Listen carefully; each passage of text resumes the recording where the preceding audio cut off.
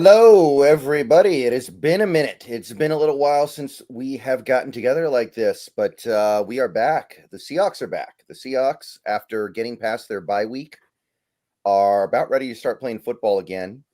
And we are ready to pull it apart, talk about it, and say what needs to be said. What's the team doing right? What's the team doing wrong? And everything in between. I am Brendan, and that is Brandon. How are you doing today, Brandon?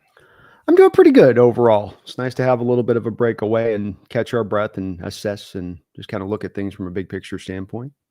We do good. Yeah, I needed the bye week. I think. I Yeah, think we all did. yeah, big time. It was at a very welcome. They say that about the players. It's coming at a very welcome time. That was for us Seahawks content creators. I think that was also true. Right. So let's go ahead and first of all just lead off and say the Rams game was 11 days ago now.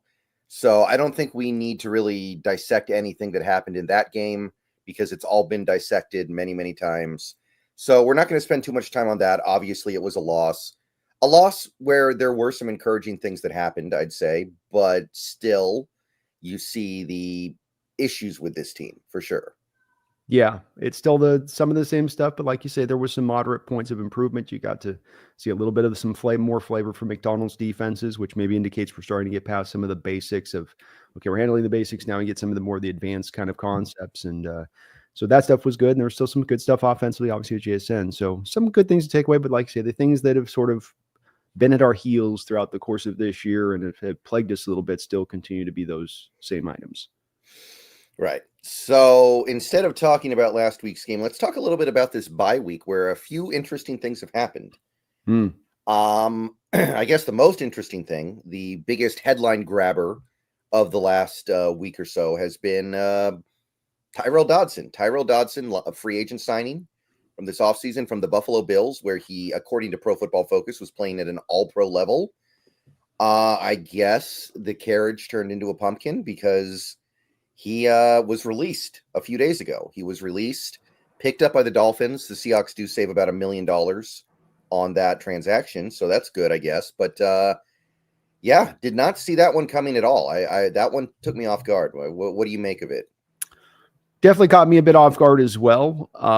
I have to say that it's something though that when you have so many, fans don't have a lot of uniformity in their opinion at times on players when it isn't clear as to whether the player is just purely bad or purely good. I think that many of us, you and I, and many of the people we've heard from within our own chat who've watched this team would tell us that, these two linebackers are not getting it done. They're not getting it done in the ground game as far as tacklers, as far as getting off their blocks, as far as showing up with anything that would approach what we call being instinctual.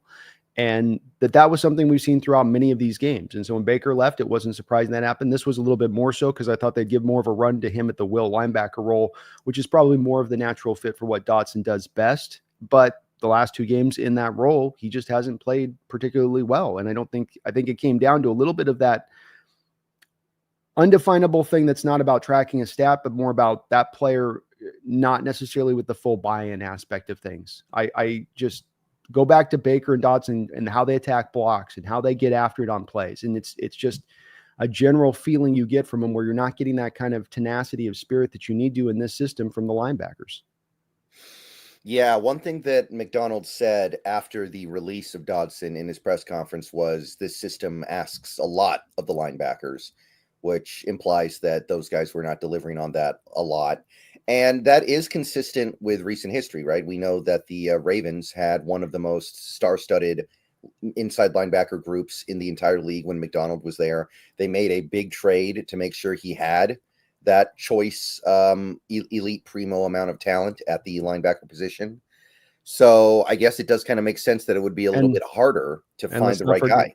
Sorry to interrupt you, but let's not forget Colson too with Michigan, who Junior Colson was the guy that he started as Michigan freshman year because that was going to be so important to getting that defense onboarded there with the Wolverines. Yeah. So I didn't think Dodson had any future on this team beyond this season. I was surprised he did so badly. They cut him before the 10th game.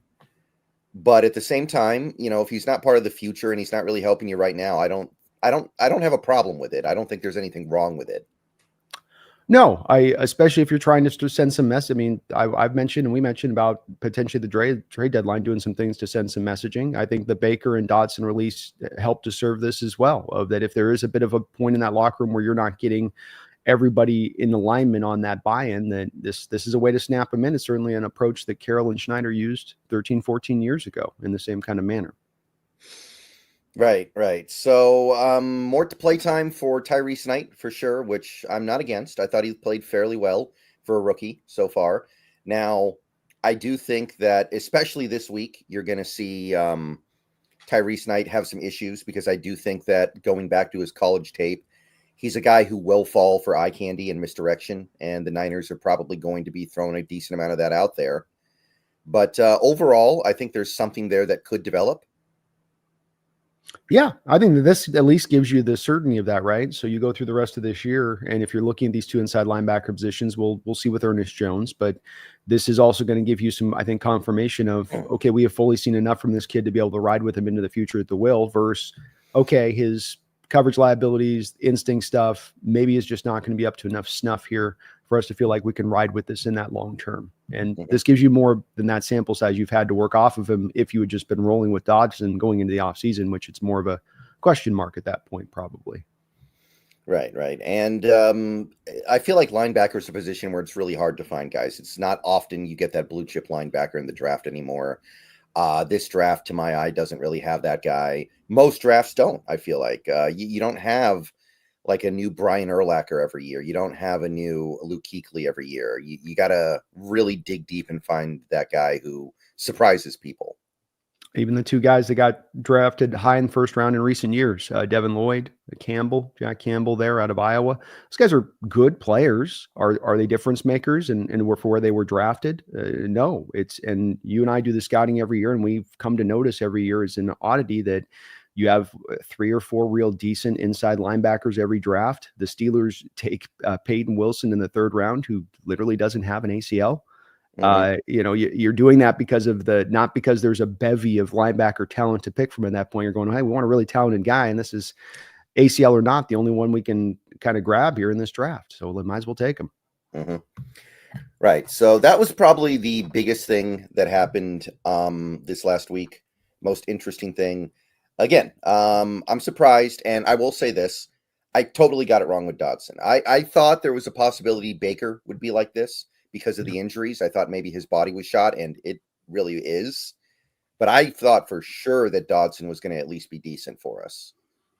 I did too as well. I mean, this is I think the highest rated guy by PFF last year in that role when he was filling in there on that defense. And you instinctually watching the tape from him last year, just saw him always a step ahead of things. And here he was at times sort of a step behind. Not that the instincts were purely bad. There was times where he could click in and make a play, but by and large, you just weren't feeling that instinctual nature. And he is one of those guys, because he struggles to get off blocks, where he's got to beat the guy to the spot. He's got to be that instinctual guy, because if he's taking a lineman up heads up, he's going to get neutralized and thrown around a little bit. Right. So maybe that goes back to the fact that we don't really have a true nose tackle right now that's playing well. So maybe it's not all his fault, but either way, he doesn't have a future on this team. Yeah, that's true. Second thing that I found to be interesting, comments from McDonald. I want to say this was yesterday. I don't know if you saw this or not, but he was asked about the offensive line, and he talked about they considered moving Connor Williams to guard, but they're not going to. Did you see that? I did. Yeah, I did. I mean, yeah, they were. I think that it's an answer that I don't think they gave it a lot of thought. I gave it a little bit of due diligence, but then they started on the more the impact went, no, that's not going to work. Right. I just found it interesting because we know that Connor Williams doesn't want to play guard. And some people are interpreting that as, well, they asked him to move to guard and he said no, so they can't do it. What do you feel about that?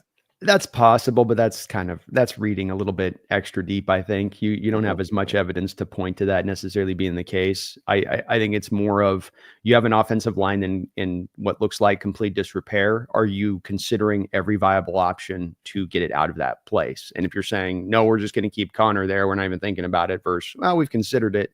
You sort of take that heat off of, hey, okay, they've thought of it. They just came to the point of it wasn't the best, point of the process to go with. Okay.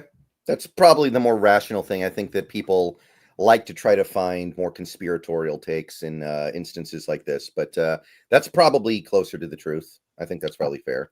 And it lines up to the fact he's not going to be a better guard than he is a center. Like that's the thing with this too, is that I people are like, well, he's played some guard. It's like he's best at center, bad snaps or not. That's his best position. And you're not going to have a guy going over to guard and he's going to be better. And it's okay, what happens if he's worse at guard? Now you're floating back through parts and you're losing that any kind of continuity or chemistry you're trying to develop is out the door at that point. It's just more of a desperation move that's not likely to bring the returns on it anyway, I would think. Yeah, and people keep talking about Oluwatimi like they think that he's going to be some diamond in the rough here, but I feel like that ship has already sailed a little bit. We don't know if Sundale might be ahead of him on the depth Yeah. chart right now at center, for all we know with that. And yeah, they made their decision with this one. He had the job lined up for him to go take. He's supposed to be pro ready. This isn't a guy supposed to have taken 4 years at the pro level to figure out who he is. He's a little bit of an older prospect coming out. So to say that this is this time now where he's going to lock in, that's not going to happen. And he's not going to. What's going to happen is if you swapped out Connor Williams, who's probably about 20th in the NFL somewhere as far as his, depending on what rating you want to use for centers, he's about 20. Seahawks have been about 33, 34 over the past 2 years with Blythe and Brown. Oluwatimi goes back out there, he'll be 32 or 33. Is it going to be a huge drop? No, but it'll be a drop. It won't be an improvement. Yeah, I'm inclined to agree with that. I think that, and we see this all over the place. As a fan, when the team is losing, it's easy to fall in love with people who are on the bench and forget that they're probably on the bench for a reason. Exactly. That's where I stand with it. Same principle we can apply to Haynes a little bit. It tries people here, but it's like, look, he's just not better. We saw that with as bad as Bradford is. Unfortunately, Haynes at this point is even a little bit worse. Yeah, and Mike actually even publicly had some pretty not so nice things to say about Haynes last week when he said when asked why he was made inactive for the Rams game, he said that if you take a step back during the week in practice, then you're going to be pushed back on the field on Sunday, which to me sounded like he basically said, yeah, he's not playing well in practice even, which is really concerning. He's, I think, almost 25 years old.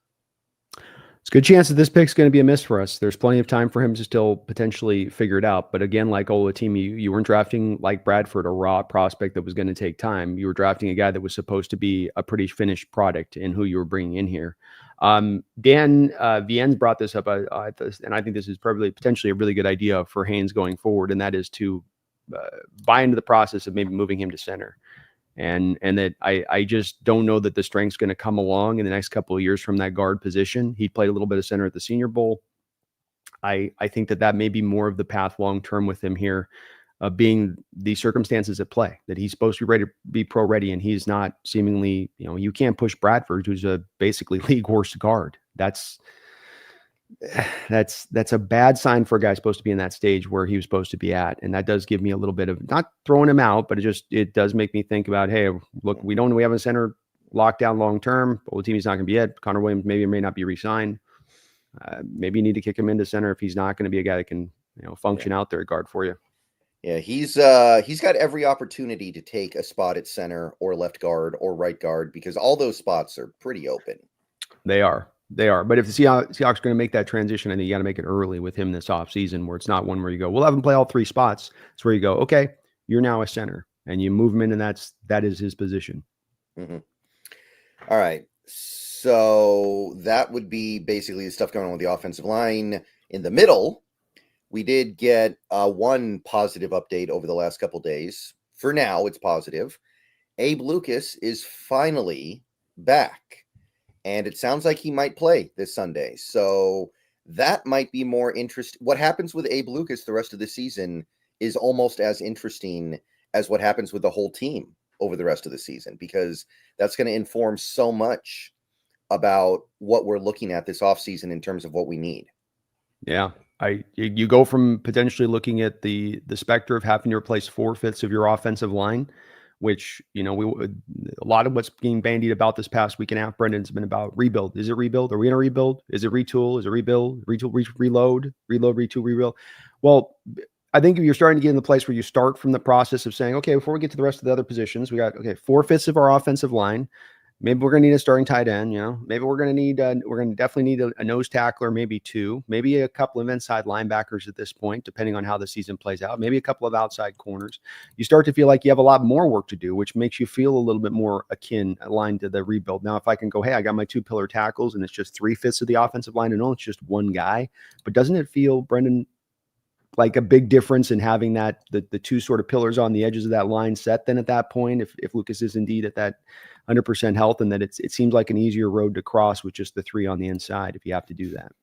Right. Especially because that if you can get like maybe 2 of those spots in, the other spot will fall in line. Yeah. Like a guy like Anthony Bradford, who looks so bad right now, if you give him a really good right tackle to his right and a really good center to his left, might actually start playing better because it's just easier when everything is working around you. And, that goes for anybody you put on the interior there. Maybe Christian Haynes will pan out at center at some point, like you were saying. That makes it a lot easier. Yeah, that'd be a great route if it could go that way. So it's a big deal, Lucas coming back. And it's also, as I said to the offseason, when I made my 11-win prediction of this team, I said, this is hinged on Lucas coming back and playing a majority of this season, which obviously he hasn't at this point. And I knew that if he wasn't going to be out there, that this team would look different offensively. But to the other side of that, if he can be that guy he was through those first 10 games, I mean, hell, even just close to that, it will improve this offense to a big degree, having that batten down. I mean, Stone Forsythe still leading the league in pressures, who's been on the IR for a couple of weeks, is indicative of where the position's been at. Right. So what do you need to see from Abe Lucas the rest of the season to feel like he is your right tackle going into 2025? I need to see that he's not been reduced down to a shell of himself. We see lower leg injuries and surgeries can sometimes take guys down to a place where they're technically they're healed, but they're not able to move around like they once did. And he was a guy that mobility was a part of what he brought to the table for being a guy as big as he was coming out.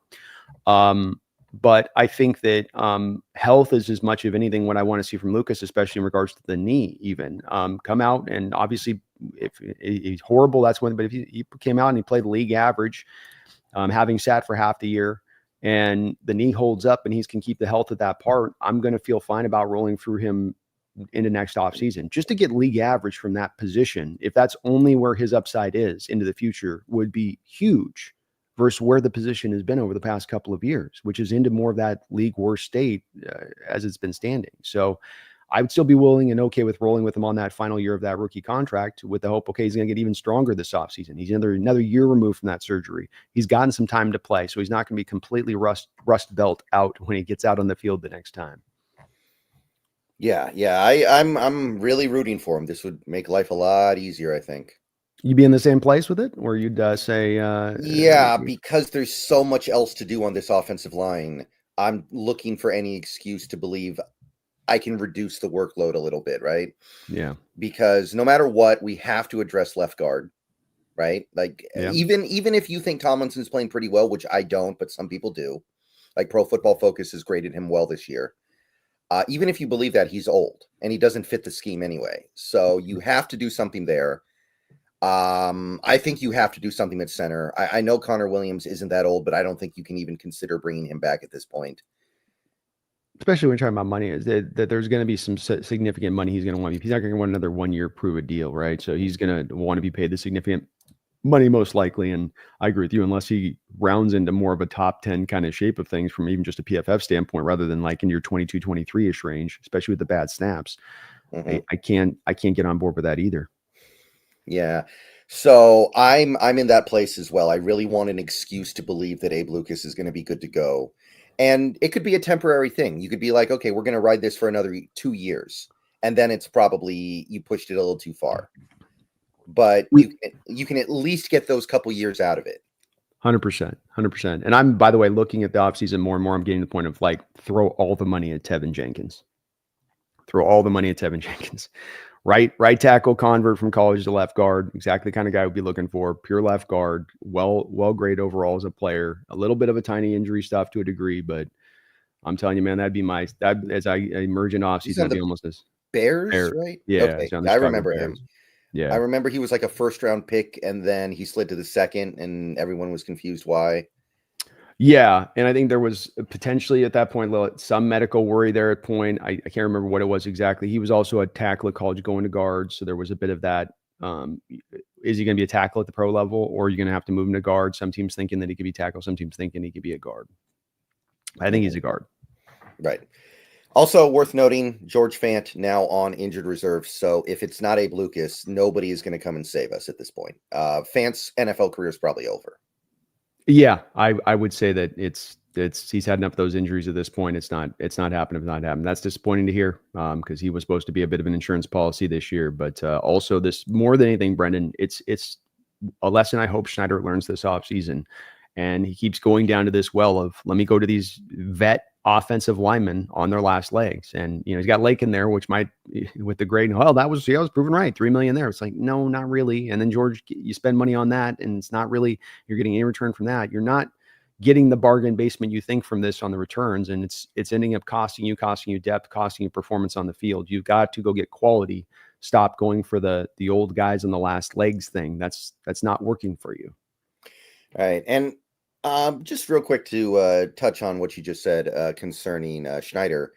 Do you I've made a couple of videos about this, and Seahawks fans, of course, have been talking about this quite a bit lately. Do you think that when Schneider was kept last offseason when Pete was fired, do you feel like that was like a stay of execution or a reset for him? What I'm really trying to ask when I say that is, do you think that he kind of gets a few years minimum to show what he can do without Pete? Or do you think this is something where his job might be on the line as early as this offseason? I don't think I think it would be very stupid to go back and put him on to try to fire him at this point this offseason. I think that would be an incorrect way of doing it because it's okay to get to that place of it and to be at your wit's end with John if you're a fan or if you were the ownership. I'd completely understand that to say, okay, you haven't gotten to the playoffs, 2017's last win. It's been a long time. We've given you that time. Okay. You make that decision last offseason when you're hiring the new coach. The whole thing with getting a general manager brought in is that you want that general manager to have the coach that he has brought in. You don't inherit the general manager to the coach. So what you're really just setting the stage for at that point, Brendan, by firing John Schneider this offseason is, okay, you get your new GM. What if he's not sold in on Mike? Okay, so now do we got to wait a year of Mike? And then if it's not good, then he's going to let go of Mike. And now we got a new coaching staff. And now we're returning this whole thing over and hitting the counter back to zero again. Because that's what's likely to happen. That's what new general managers tend to do. They don't walk in and inherit the old coaches and they're like, yeah, I'm good with it because their job's on the line. If that coach that they inherited then fails, they're the one who has to take the heat for that. And this is why these general managers want to hire their guys. If I go down in flames, I want to go down in flames with my chosen pilot, not the pilot of the other guy. And that's where I just think you had to make that choice last offseason if John was truly that close. And and you didn't, then you got to give him a couple of years to let this thing reset, in my opinion. How about you? I'm annoyed with some of the things that Schneider has done, but I am going to let this play out. I think you got to give him at least another year or two before you've truly said you've allowed this to play out. So I'm frustrated, but I'm still a ways away from this place where I feel like we need to move on. I'm not there yet. Yeah, I will say I think we'll both be very I think both of us are in this camp to speak for you a little bit on this, that if we walk through an off season and we see patterns of behavior that fit to patterns of behavior that we've seen for years here, there's not going to be necessarily just a given benefit of the doubt on our part in the respect of not just sort of ripping the moves on the surface of it, because I think we're both going to be looking at these very closely on some of these things to see if he's doing just that or if he's actually learning lessons and trying different approaches rather than pathways that just have not worked and have at times fallen completely flat on their face. Right. So that's definitely going to be interesting this offseason because I do sense from the fan base there is a real lack of patience there. And what I'm going to keep saying is it's really hard to separate Pete from John and John from Pete over the last 14 years before this offseason. And I know some people are trying to say like, oh, Pete only exercised his personnel control once, or some people say, oh, he only did it 8 times, these 8 specific times. Everybody has a different answer. So nobody actually knows. Like anybody who tries to pretend they know does not. They don't. You're right. You're 100% right. And that's why I've come down to again and again saying there's a committee that advises Jody Allen. And it's a committee made up of members who are constantly paying attention to this team and what's going on with this team, that have inside connections to what's on in the organization behind closed doors. These are not people that are operating like me or you are from the standpoint of like generally what we feel is going on. They know what's going on in that building. And so by the actions that they undertook last year to let go of Carroll, but not to let go of Schneider, it was done so because there is a look of the problems here is with Carroll based on our insider information. Information we don't have. And so I've leaned on that over and over again. I could be wrong to do so, but it's just hard for me to see where John's at that same wit's end point, but they just let go of Carroll because they then just want continuity. They want, it doesn't have any sense that it would make that he'd be in that same place, but yet he just sort of gets the pass where Carroll doesn't, if that was the case. Right. Right. And it's also little things like maybe Pete didn't exercise his personnel control, but those stories about how he would go into the draft room right before the draft and start moving the boards around that the scouts spent countless hours putting together. Yeah. Just based off his gut feeling. Like that's not him exercising his personnel control, but you can't tell me stuff like that doesn't influence who they end up picking. It doesn't. I thought that was the Al Davis story on that. I don't think that Pete was doing that. I remember hearing about it with Pete. Oh, did you? Jeez. Yeah. Okay. Well, I think I think John was very kind. What people are taking on that quote too is it's John's quote of like, Pete only has override me like 3 or 4 times in our 14 years. And that's where I think John was being a little bit not as honest with probably how it really played out. Again, this being that if that was the case and you're to the point where you're at the end with Carroll and saying, hey, you're not getting the job done, but you're in plenty of time, we're letting you go now. But then you come to John and you go, yes, you've been step for step with him equal as far as you guys failing together on this one, but we're letting you stay. To me, it's like a logic experiment where you come back to it. And to me, I deduce from that there was a lot more overriding of decisions, however that may have come to play, Brendan, that restricted John from being able to do his job in full, like other general managers are allowed to do. Thus, very hard to then put him under an evaluation point too stringently because he's in a unique situation that 30 other general managers aren't in the NFL. Right. So I'm going to ride with it for a little bit longer. There are some things about what Schneider's done that are a little bit frustrating, but there's also some stuff I think that is very encouraging here.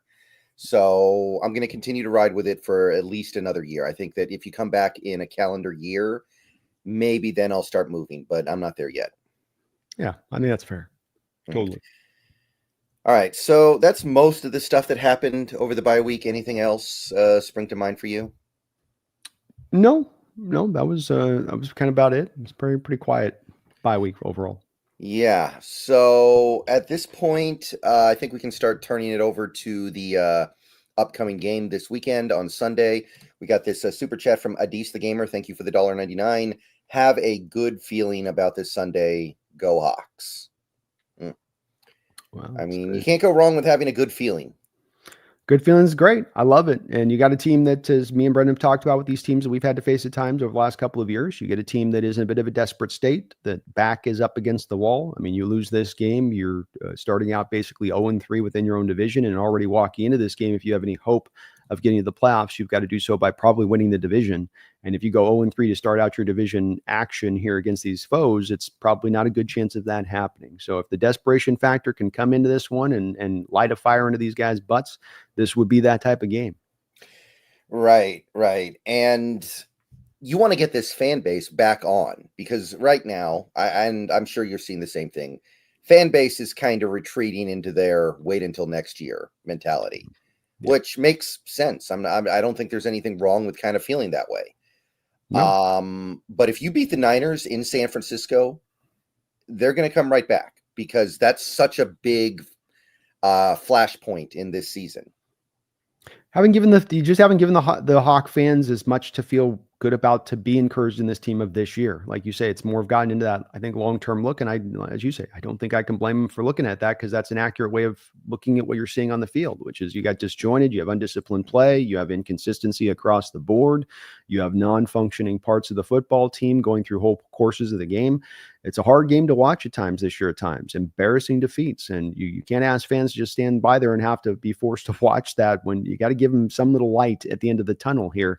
And that would be start to maybe give them a little bit of that feeling, Brendan. Right. Right. And speaking a little bit about this game, speaking a little bit about what we're seeing so far from this Niners team, they're on a little bit of a win streak. They've won, I think, 2 in a row, right? Mm-hmm. They got Christian McCaffrey back, although I will say he doesn't look quite right to me yet. He doesn't look like the C-Mac that I'm familiar with. But what are you seeing with that team over the last couple of weeks as they've started to right the ship? They're really a team that I think has been in kind of a early season cruise control coming off that Super Bowl loss, Brendan. And they were a team that kind of would have these games throughout this year that they've lost where they're in control of the game through most of the game. And it just sort of slips through their fingers near the end. Some bad mistakes come into play and it just kind of, we had this one. We had this thing fully in control. And so they're, to me, Brendan, a little bit of it's a mirage to think that, to me, that they're in a reduced state this year from where they've been. They're maybe not quite into juggernaut mode that they've been as once before, but I think they're every bit still as strong as ever.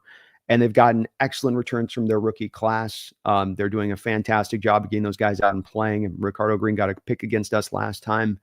And so they're really rounding into shape, the 2 wins, but I think overall too, they've been strong throughout the year in addition to that. And so there's going to be really no easy side to this, taking them down. It's not going to be, anything where we get to catch them where they got a litany of injuries and we can try to, feed on that. It's going to be a team that's getting closer and closer to full strength. Like you mentioned with McCaffrey, I think it's accurate to say that I was on my Behind Enemy Line show last night asking a guy that was in the stadium in Tampa Bay last week, looking at him in person, who's also seen McCaffrey in person outside of that game in San Francisco. And he said that he looked at 70% of what he thought McCaffrey normally looked at, though still able to be very good out of the backfield. And that's the place I really worry about in this game with a guy like Schneider is, how does he handle both McCaffrey and the Kittle factor, as Kittle's given us quite a bit of problems in recent years as well.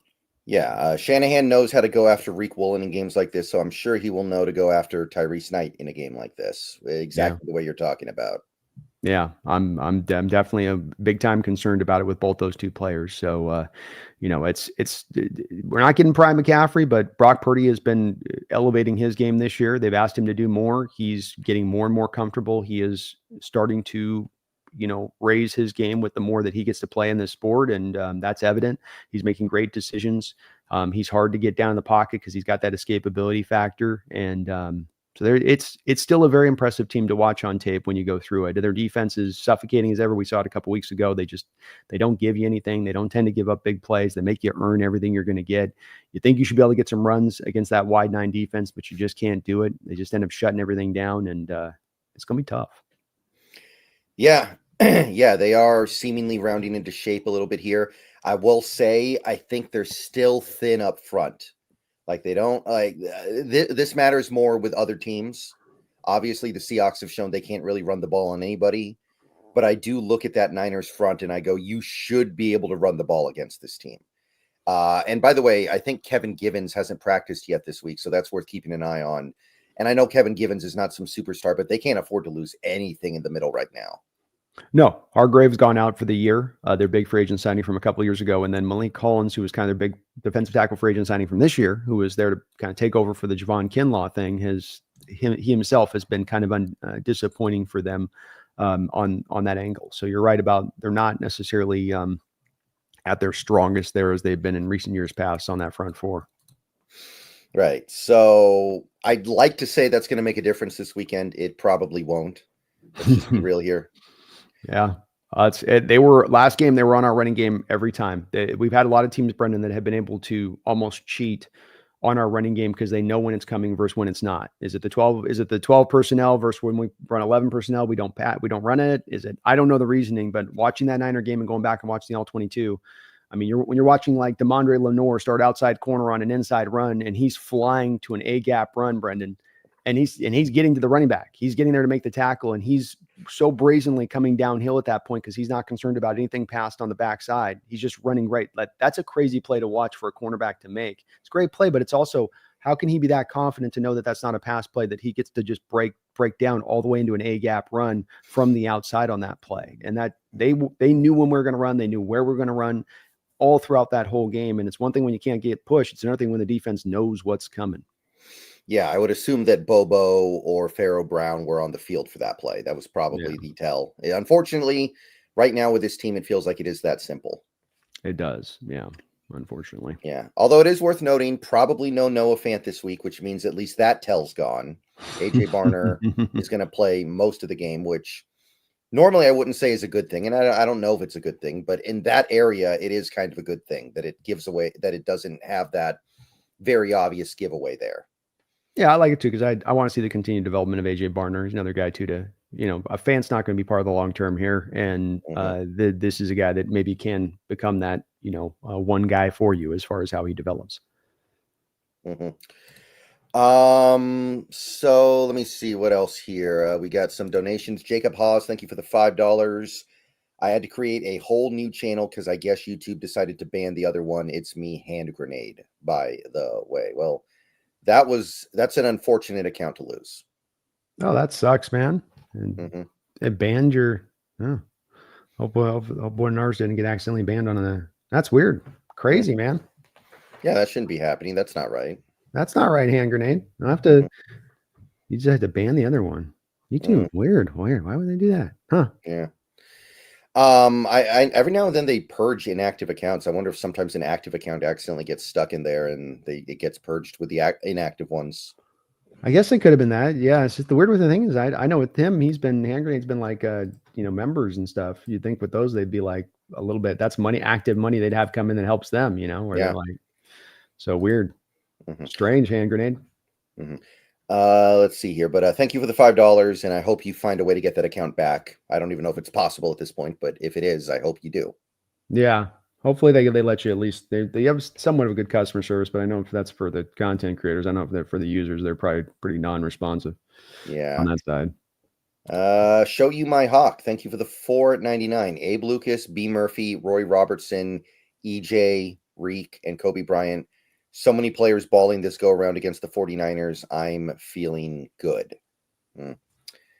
Well, actually, this does bring up the topic of Kobe Bryant, who have you been impressed with him the last couple weeks? Because I feel like I have. Yeah, no, he's been on it. He's been on the details with it. He's giving you good all around play. We've seen him, make some plays in coverage. Almost had an interception there where the ball just bounced, but just about made it jump on the route. He's been a very sure tackler. He's been in the right place. It seems like the right time. You don't see him in spots where they're blowing coverages or anything like that. So, he's a guy that has been very impressive. I didn't think that he could, quite frankly, round even into giving you this level of play for a couple of games for a position that's his third position here in the pro level. So, I didn't know if it was as much a naturally fit for him to do it, but he seems to be taking to it. And how wonderful that would be if he can, lock into it. As we talked about Lucas taking down one thing that we have to address, right now is looks, you got to address the other safety position. You can't, I think, just roll with Rashawn Jenkins another year, especially the money you can save for moving off of him this offseason. And so if we can get this guy ready to jump up and then maybe you draft another guy and then you got the competition there going at that point, but that would certainly help you a lot if you could go that route. Yeah. This would be something that kind of came out of nowhere to me because I think a lot of Seahawks fans had kind of written off Kobe Bryant as just being a decent depth guy to have around. I've always said, though, I really want to find a way to get that guy on the field because his ability to force fumbles is something that you can't teach. And we've seen it so many times in a short period of time. This guy it's almost Charles Tillman-like what he can do. It is. Yeah, he brings that element. And I think just he's got a nose for the ball in general, I feel like, to a degree with him. So it's just getting more guys out there, especially for defense that's not necessarily caused as many turnovers, is helpful too on top of it. So hopefully he can continue to stay in this role. If he can be a 72, 73 safety for us by a PFF rating, and we're seeing that and feeling that in the field, that combined with Julian Love, you got, no issues riding into that, I think, into the future, especially if you get some depth in behind, that's some good quality depth that kind of pushes it on the back end of it. Well, maybe we finally hit on a day 3 pick. We haven't been doing a lot of that lately. God forbid, Brendan. God forbid. Yeah. I would say I don't know if I agree that Reek is balling right now. He's coming off one of the worst games of his career, probably. And that's with an interception. That's hard to do. Yeah, he's given up 130 yards receiving and coverage this year. Good. Great. That's outstanding numbers there. But he's also given up 5 touchdowns receiving. He's also, had the issue still as far as the tackling goes, has the issue still in the run game. And this week is for folks that might be big on Reek, keep an eye on him this week. Watch what Shanahan does. If he runs a pitch to the outside or he runs an outside zone, is he going to Tariq's side on that by and large? Or is he going to the other cornerback side on that by and large? And I've seen him do this to Reek a ton. So I can tell you, he's going to go to Reek. He's going to go right after him with that. And especially having a guy like McCaffrey back who runs that really well, maybe even better than Mason does. And so it's going to challenge him. We'll see if he can hold up this week. But that's the part of Reek's game that's got to come forward to me. If he wants to be a highly paid cornerback in this league, it's got to get better. Right. Yeah. And I even though the numbers this year have mostly been very good, I am not entirely convinced that McDonald sees him as a long-term part of this team. I'm still not convinced. I'm not either. I think that there's some things with it where I think he could make his peace with the fact that he's a pure cover guy that gets interceptions and maybe doesn't tackle, but then he's got to be really good on those two things. And he's pretty good at those two things. Right. Let's see here. Seth, thank you for the $4.99. Schneider uses Band-Aids to fix this O-line. Lakin 32 past his prime. Connor coming off a torn ACL. George has torn both ACLs and now the knee injuries. Yeah, there's been a lot of that going around lately. I think you could go back a few years and probably find other good examples of this too, right? You could, remember when we brought back J.R. Sweezy after he had gone through his Cardinals stint and tried to squeeze a little more out of him. Gabe Jackson was this way. You gave Gabe Jackson a contract extension at like 33 years old or something like that, bring him over the Raiders, and he was already starting to dip down from where he was in his prime as far as that level of performance. The issue you come back to, even beyond going after guys that have an injury history, is John's constantly looking for the value signings on the offensive line. And my point on this has been that in the modern NFL, because the nature of how valuable the offensive line has become and how hard it is to build the quality offensive line, you have to pay the prime pump prices to get the prime level of play, or even pay prime level of pump prices just to get average level of play. Because right now we're dealing with this league worst crew on almost a yearly basis. And that's where we've almost just got to start to begin from a 0-point crawl before you walk. Well, there's your crawl. And I think that's where he needs to change his pathway this offseason, is stop trying to just sort of shortcut your way to this thing. Put the investment in, offload from other places where you've dumped endless amounts of assets that can certainly stand to have them pulled from those. And then you can make this thing work. It will not be surprised me, Brendan, when we look at the unit not being like the lowest paid unit, and suddenly now once you start putting money into it, and you start gets the actual performance starts to come along. Isn't that what it's like? Those things they're somehow connected almost, isn't it wild? And I think we're going to see that. It's maybe a bold prediction on my part, but I do think the second you start to really up the ante on those other parts, that's when this thing will start to click. Yeah. Actually, I think the whole thing might stem back to J.R. Sweezy, because that was a 7th-round pick who played defensive line in college that you drafted and turned into a pretty good right guard. And I don't know, maybe that just made you feel invincible. Like, hey, we went bargain basement shopping this one time and it worked out really well. We can do it again and again and again. It's like a guy making his first 3-pointer in a basketball game, and then he thinks he's got the stroke, so he misses his next 19 shots. Yeah. I think that probably is maybe some of it into it. I think he just hates how much the stuff costs. That's why he looked like that quote that he had come out last offseason about that was a bit of an insight into his mind about where he sees this group. And he's like, these guys aren't that good. They're patty caking in spread formations out at college. They're not well developed, yet you want me to put a high pick on this guy. And I don't have any certainty as a general manager to do that. And I understand that's where the position's at, but it's not changing, John. That's the thing about this. He can have a lot of validity behind his approach recently and why he's gone at it, but it hasn't worked. And as mad as it may make you to have to overpay on this type of stuff, you've overpaid for plenty of other things. Plenty of other things you've overpaid for. So why not, as a change of approach for a 10-year period, start to overpay for this instead if we're going to overpay for anything? Right. And I don't even think the statement that he made is true anymore. Like, maybe he's right about right guard. Right guards, they probably do get overpaid right now relative to what they bring to the team. But left guards, I think the exact opposite is true, because it's such an important position and it's such a rare position. 100%. Yeah, there's not too many good ones in the sport, and there's very few coming out of the draft every year that are good quality at that left guard spot. So I think that maybe that statement is partially true, but the part where it isn't true, it's really not true. Like, it feels like there might be 12 legitimate left guards in the league right now. If you have one of them, that is a tremendous leg up on the rest of the league. It is. And that's where I agree with you. You got to just change your outlook on understanding their value, and that that value has risen up, and that it's become more and more important for your football team. And hard road for him to cross at this point, because he's been so hesitant to do so in his approach here every offseason. But I mean, now will be the time as ever to wake it up. I mean, the fan base has never been this loud about the line. And that's saying something, Brendan. How many off seasons did we have with the Russell era of especially the Russell fans saying, can you get this man a GD offensive line? Can you please just get him? So that was loud at that time. It's gotten even louder now where we're at. This has never been this high of volume. We're setting decibel level records here as far as fans being pissed at this line and how bad it looks. So I don't know. He's got a bullhorn in his ear on both sides from the 12 screaming into it right now, Brendan. And if he doesn't do it this offseason, I mean, he's just being like a petulant child, I think. Yeah. Do you think this line is worse than the 2017 line? Mm-hmm. Because that line could run block okay. They just didn't have any good running backs that year because Carson got hurt and they had Eddie Lacy. This line can't do anything.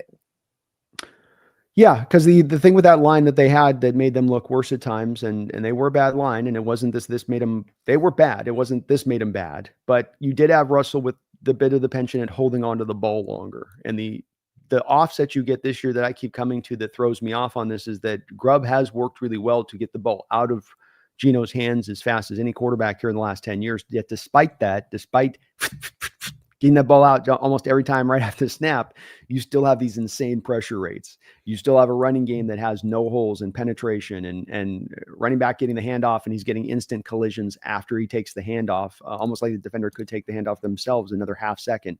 And that was not what I saw from 2017. So I would say this year's worse. Yeah. One thing about this super chat, though, I would say, I think there is a difference between Lakin and Connor. Like Lakin, I kind of felt like bad things were going to happen as soon as we signed him. I didn't like that signing. That one didn't really make a lot of sense to me. I think Connor was actually a good gamble to take. It's just not really paying off. I don't fault Schneider for the Connor Williams thing. He was a top 5 center last year. Lakin, on the other hand, I think was just a blatant oversight.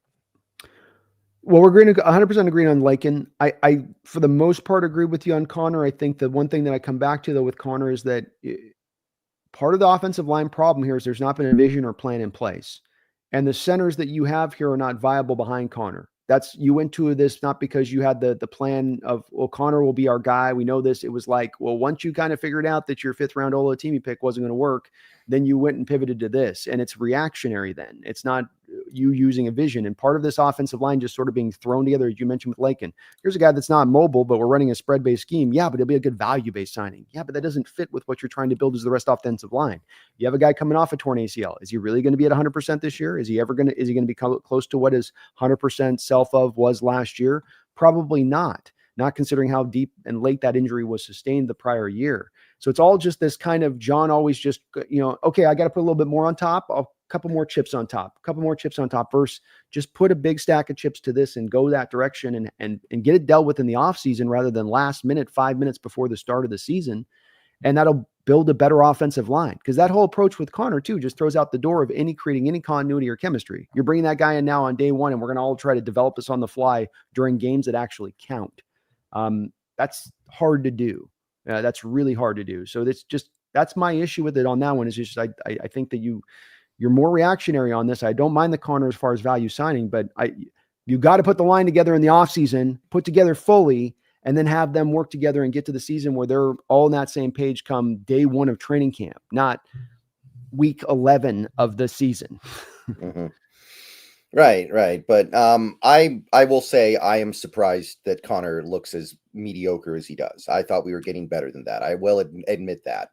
So I'm not going to act like, I was saying all along that Connor wasn't going to be very good. No, I don't think, it's just that you can't count on it necessarily. You're hopeful of it. And we do know with these ACLs, the one thing we understand about them is that every guy's different and how quickly they get over the torn ACL. And especially those that have happened late in the season, it's going to affect you to some degree. Maybe it's a small degree, maybe it's a major degree, but everybody's going to be affected the year after that ACL and trying to figure out, getting it right and getting themselves, especially the strength standpoint. And, he's rehabbing all off season. He's not training, he's not out there, he's rehabbing. And players say that there's a big difference between those two things and preparing yourself for the season. Right. And the George Fant thing. I mean, the guy plays 15 snaps, gets hurt for a month, plays another 15 snaps, gets hurt for a month. Like, that's the universe trying to tell you something there. You got to retire.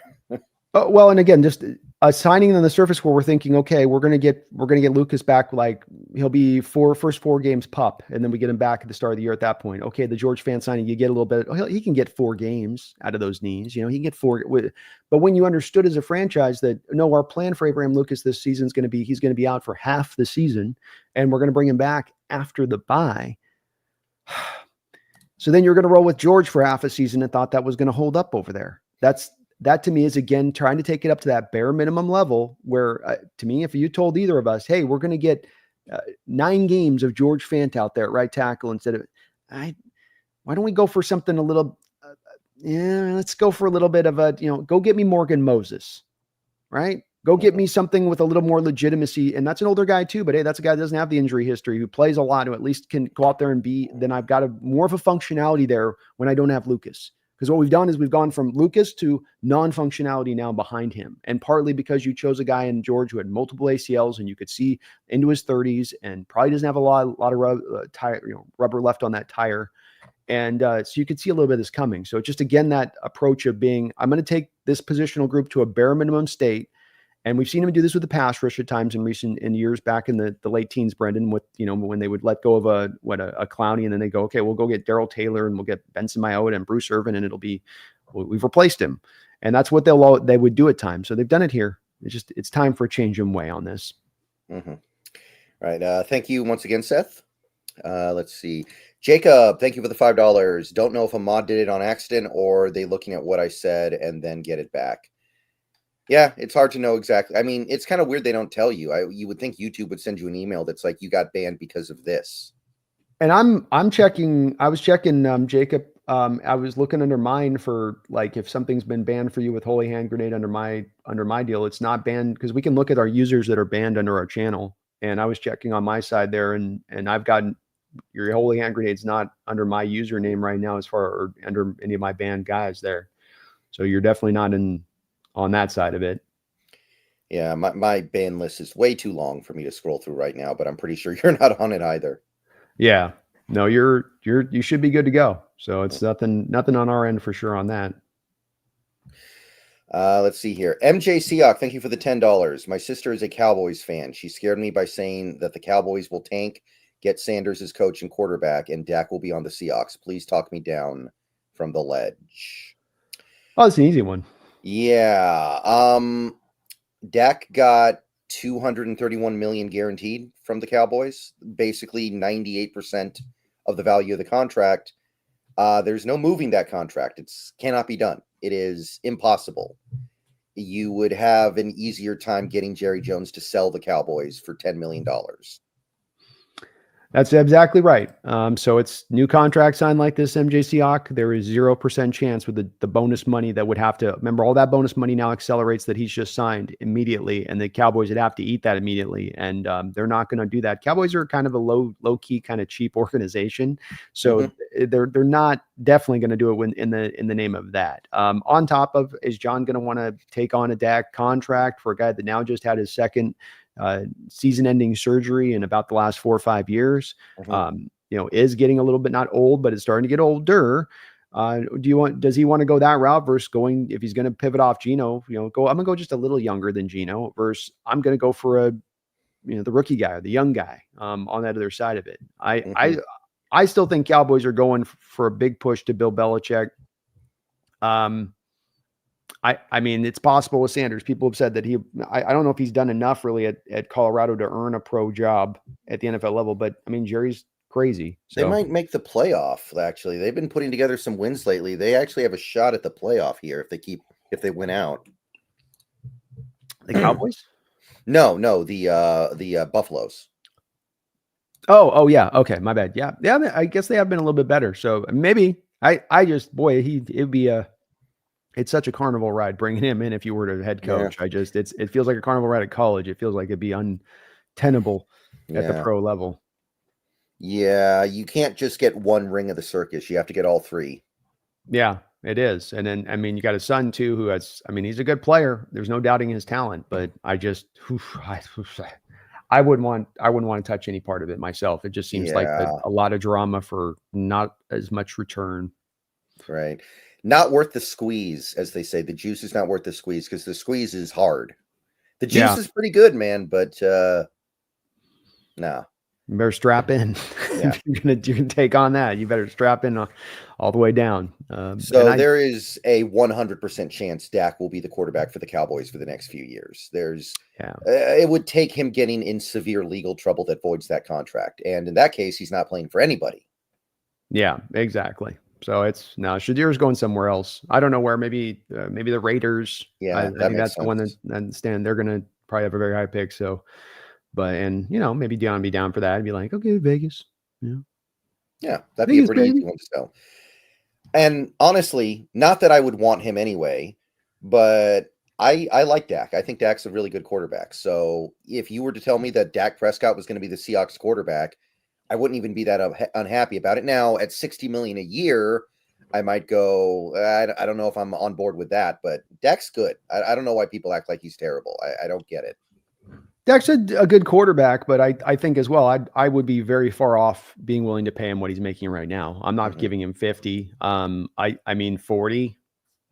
I might be that might be about as high as I'm willing to go with it. Again, there is an injury risk here with Dak too. It ain't just you're getting a guy that has never had injuries, super clean medical history. It's like, well, there's and is his mobility going to start to wane with age? Another guy, by the way, who has been able to benefit there with the Cowboys of their constant investment into the offensive line. When you talk about supporting casts and having guys always put in front of you to be able to set yourself up for success, from the moment Dak walked in there, he's had a very rock solid offensive line because of that investment, which has helped to make him better. This is back that supporting cast of a guy who's on that other end of the scale from where Geno is, and how you're able to benefit from that because of it.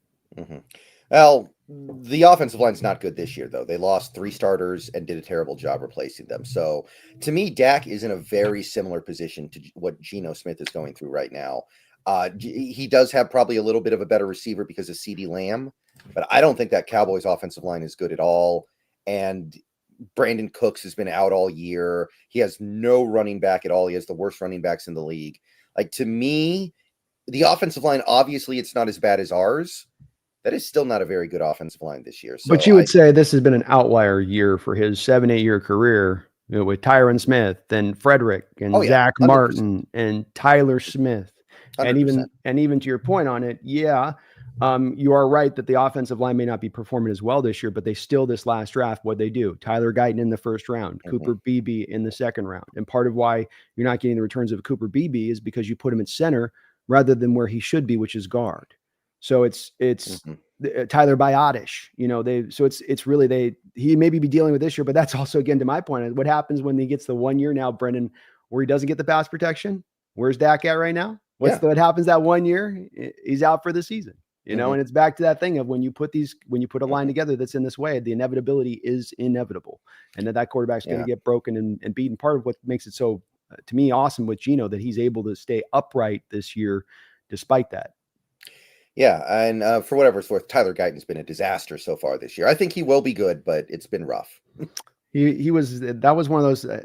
I like their commitment on that one, Brendan, to your point, but I think both you and me on Tyler were like, he was athletically a marvel, but it was like a Bradford right tackle, basically. It was a guy that was just so rough with his technique and so all over the place that you went. I like the upside. I don't know if he's ever going to get to that, though, with so much of what he's got to clean up in the game. He's really tall too, which is a problem at a certain point. Yeah, especially when you're not technically really all there. He's got a lot to go there. You reach out like normal, and you're grabbing the guy's helmet, and you're getting a penalty. It's that easy. Yeah. Oh yeah, 100%. But yeah, Dak will not be the Seahawks quarterback. Dak is a Cowboy for the next several years. Take it to the bank. 100%. Yeah. CPLT Shaw, Captain Lieutenant XXX Shaw. I don't know. For the love of God, please sit Lakin. I'm tired of the flags every game. Move Connor to that spot. Let Olu play, I would assume. cost us multiple touchdowns this season. Yeah, Lakin's complicated for me. And how do you feel about how Lakin's playing so far this year? I feel like he's really bad. Pro Football Focus says he's been pretty decent. Like, I don't know how to feel about this. Well, he has been highly flagged. To Shaw's point on that, he's gotten a good number of flags.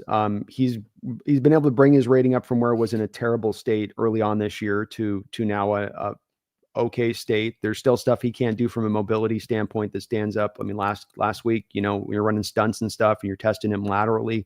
That's where you can expose him a little bit on that type of stuff. I'd love to find somebody else that's a better guard than Lakin. Shaw, I'm right with you on that one. There's just not a better answer there at guard. The play that you're getting out of Lakin, you're not going to get improved play from Connor. And then if you put Olu at center instead of Connor, you're also then going to take a step backwards there at center. We're halfway into this year, and this coaching staff has looked at this offensive line through training camp, and they've gone through a half year of this offensive line playing right around that league, not league worst, but definitely at the bottom end. And that if you are a coaching staff looking at that, and there is any kind of combination that's going to work to resolve that, even if it's somewhat just 10% feasible in your mind, you're going to pursue that if you believe that that's going to be something that's got a potentiality of really improving the unit. And the fact that they not moving off Lake, and the fact that they're not going to move Connor, the fact that Olotimi's not going to be out there, I think that this is all indicative of the fact that they know that this is as bad as this line is. And I ain't saying it isn't bad, but this is the best version of your Seahawks offensive line for the 2024 season. And it's unfortunate to say that, but that's really is the bottom line at this point, both by what we know about what they have on the roster and also what the coaches is telling us by who they're willing to play. Because there's no reason they wouldn't be, if they thought just a chance, don't you think, Brendan, if any chance that there was any other combination that was going to work better, they would have gone to it. Yeah, I think I think on that side of it, it's pretty clear that we can't do better than Lakin right now. Right guard, it's a little more debatable because we have a few guys, right? You got Bradford playing. Some people say, oh, Haynes would be better or Lomia would be better. Now, maybe they would be, maybe they wouldn't be, but there's reason to believe that. I don't even know who our backup left guard even is right now. Like, if Lakin gets hurt, I don't know who goes in. So I can't even begin to fathom the idea of replacing him. Yeah. No, I agree. I agree there. I mean, I still even come to the word Bradford. I go, it's like McDonald said a couple of days ago, it is what it is. I don't think that they're happy with McDonald out there, but or with Bradford, but I think that they know with Haynes, as we saw anytime he's been put out there, he's worse. He's been worse every time going out there than Bradford. And Lamea gets brought up a lot. I don't really understand quite why, Brennan. Somebody's going to have to walk me through this, how people have even some monochrome of certainty in their heart that a 6th round pick that was a tackle now being transferred to guard for the first time in his career is going to be a better option than Bradford at this point. He's a 6th round pick for a reason. I hope he can mold into something long-term, but making a positional change as a 6th round guy, there should be much more of a consensus on this one that guy's not it than there's people making the argument. Why don't we just try Lamea? Why? Because he's a name? Because he's a name? Like, he didn't win the job in training camp. He's not pushed the job by any accounts on coaching staff. Are we just, I mean, that's where to me just speaks to the desperation of the situation here from the fan base and why John Schneider's got to wake up for the first freaking time in 10 years and understand what's going on here. Because he seems to be completely blind to it. And it's like, this is the place we're getting, John. To the point fans are in such a desperate state, they're reaching for a 6th round pick who's got no chance of being an improvement over what you got out there because that is so bad of what you put out on the field. Hopefully he gets that wake-up call this offseason, man. Yeah, I think that it's the same thing as fans asking for Sam Howell right now. It's the same kind of thing. The backup just becomes popular if the starter isn't making people happy. When if you try to apply even a modicum of common sense to the argument, it becomes very clear that there's not really any hope of anything getting better here. Sam Howell behind an offensive line that is significantly better than the one he would be here right now, through 21 interceptions and got sacked like 70 times last year. Like, why you would want to put Sam Howell behind this offensive line, I don't know. Mystery to me. But people want it. Yeah, I get to a degree on it, but if you're going to go for one and go the backup, it's got to be more, well, just try anything. You do things because you think they're going to work. You do things because you think that that's going to get you actual improvement rather than just I don't like ever the throw the spaghetti up against the wall and sees what sticks kind of approach to things. That's not a pathway for organizational success. Yeah, and this is a time where we as a fan base can, run around with our heads cut off, or we can be smart about this. And I hope that we as a fan base can be smart about this and understand what is really going on here and understand the right way to react to things. That's what I'm really hoping right now. Yeah, and it's to your point. That's a bit of an assessment point for me on this. Rather than us looking for the combination this year, that's the magical combination. It's ride with what the best is you got. Let it play out. Learn your lessons this offseason on how to fix it. It's not a hard lesson to learn. This isn't where John's got to run calculus numbers across the board to figure this thing out. You short sold your offensive line for years. Stop doing that, and then we don't have to start thinking about 6th-round right tackle to convert guards who we're hoping can somehow save our offensive line. Like you're not gonna get to that stage then when you actually put the true quality to it. Mm-hmm. All right. Thank you, Shaw. Let's see Shaw. here. Feed me more Seahawks. Dak has 8.5 inches. He ain't going nowhere. He's 8.5. See, Brandon, he's 8.5, but it's a big 8.5. Okay. It's a voluptuous 8.5. That's why I want him a Cowboy for life. All right. I don't need Shador. Okay. Shador's 7.5. Jackson 8.5. That's what matters. Yeah, that's why they didn't sign Derrick Henry. He's only 7. That's right.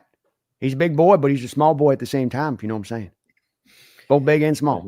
Mm-hmm. Yeah. Down Dallas Cowboy. Yeah. So, and also more on Dak here, just to hammer this point home further. DVN, thank you for the $1.99. Dak at 90 million cap hit 2025, then 60 in 26, 27, 70 in 28. Ridiculous. Yeah, well, that 90 million cap hit is not going to stand. I assume they'll spread that out somehow. It's just they're ridiculous. They're so ridiculous. That's how he gets around spending the money, Brennan. He cooks the cap up and then he'll massage it around the edges on it. But what a just dumb deal they got themselves into on that one. Yeah, I mean, everyone wants to talk about it from Dak's perspective, but the Cowboys deserve to have to pay out that contract at the same time. That's the part where I'm kind of looking at it. The way they've played the Dak Prescott stuff throughout really the entirety he's been there, they deserve to have to overpay the crap out of him. Like 100%. This is what you get. I mean, they franchise tagged this guy when he was coming off a 4th-round rookie contract. That's insane. Yeah. No, they put themselves in this pickle, and they could never really fully commit to him early on like they should have to set this contract structure in the right way. So they're not right now standing where they're standing, but we come back to it. Why are those one organizations get stuck in between? Well, because they take a bad mistake on here and they continue to compound the mistake with their decision-making down the line, and that this thing comes from that point you just talked about, yet you're still making bad decisions based on that. And you're going to prolong the suffering for your fan base from becoming a contender by it, in my opinion, in the Cowboys case. Right. Let's see here. We got 2 new members to the channel. New Holiest Hand Grenade. Welcome to Hand Grenade. Yeah, this is on your side. Sweet. Thank you, Hand Grenade. Good to have you back in the fray. And SG Sports Talk channel, also on your side, has become a member. Clearly a Niners fan, but he wants to go ahead and join up. So welcome aboard. Thank you for that, SG. Appreciate you jumping aboard. Sports Talk. All right, so that's all the donations that we have for now. So back to this game real quick. We already talked a little bit about that Niners offense and all the challenges that's going to pose. They're attacking Woolen. They're attacking Tyrese Knight. They're going to go after those guys. One thing that happened last time we played the Niners, a lot of pressure, but we never actually got Purdy on the ground. What do you think needs to happen to actually get Brock Purdy on the ground? Do you think there's anything that can be said about that specifically, or is that just random luck in this league? I think what's happened with the pass rush and why some of it's fallen off, Brendan, from where we started, we were so hot. We had all those pressures early on in the year. I think the inability to stop the run has caused those to go down because so much of the onus and attention is now being driven to stopping the run, making sure it's not a run play first before you become the rusher of the passer, because stopping the run for us has been so problematic. And so when I think when you come down to how do you get after this team being the 49ers, I want to be able to bring some blitzes. I want to be able to bring some of those stack fronts. It seems like McDonald doesn't want to really be doing that early downs, that he wants to get those teams into that 3rd 8, 3rd 9. And now's when you're going to start to get me playing my games. Now when you're really going to start to see me in my bag a little bit. So you got to earn the right to do that by stopping that run on early downs, by keeping Purdy and company out of those 3rd and 4s and those 3rd and 5s, those 3rd and very makeable situations. And if you can do that, I think now you can start to bring those fronts, and now you can start to bring the confusion into play on Purdy as well, because we've seen that's where some teams can, Vikings and the Chiefs and how they've done it. When they run those packages like that, the Ravens last year, you can cause him to get a little, confused. And he's gotten a little bit more gunslinger this year in his approach, to where he's willing to try to maybe put some balls into plays that he shouldn't be able to. And he's gotten away with it at times, but he's also gotten his share of turnovers the past couple of years and making those kind of tight windowed throws that you can sort of force by that pressure. So I think that's the way they'll have to do it, as opposed to just hoping the front four can get it generated on their own, because there's just too much, I think, on McCaffrey, Mason stopping that run, knowing that's been a bit of an issue. And last week, I think that's why in the Rams game, Brendan, you were able to run a little bit more stuff out with McDonald, because you got the Rams in more often times of 3rd and longs. Yeah. And like I said, we didn't talk about the Rams game very much because we didn't do a show right after it. But I think McDonald probably got the better of McVay in that game. I think that McDonald's defense, they stopped the run well enough to force 3rd and longs. Stafford was rarely comfortable. Stafford was quite typically, I think, not able to get to where he wanted to go on most of those plays. And there was pressure on him. He did not get sacked, but he was put off of his, mental timing quite a bit, I think, by the pressure. So we do have some positive signs there, but we'll have to see if they translate to this game. Agreed. Yeah. And maybe some of his too, McDonald's just starting to finally feel comfortable to fully, that the players are getting the basics, that he can start to trot out some of the extra flair that he's got, that he can bring. Mm-hmm. Of course, it's all predicated on being able to stop the run, which we did stop the run pretty well against the Rams.